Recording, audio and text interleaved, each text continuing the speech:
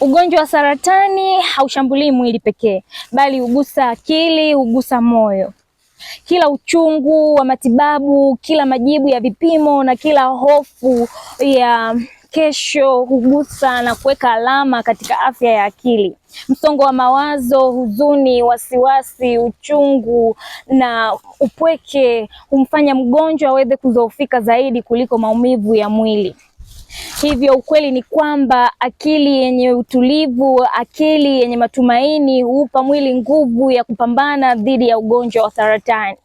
Tunapozungumzia afya ya akili, tunapozungumzia kuhusiana na ugonjwa wa saratani, tunawapa nguvu na sauti wagonjwa wa saratani. Tunapotoa upendo, tunatoa kinga na tiba ambayo haijawahi andikwa katika dawa. Hivyo tusiwaache wapambane peke yao kimya kimya.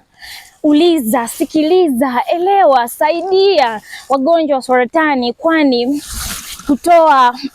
kutoa elimu juu ya afya ya akili au kuponya akili ni sehemu ya kuponya mwili. Hivyo leo jitahidi kuwa sauti, kuwa mwanga, kuwa msaada. Zungumzia kuhusiana na ugonjwa wa saratani. Share video hii ili iweze kueneza ujumbe. Hapo chini comment tuzungumze saratani.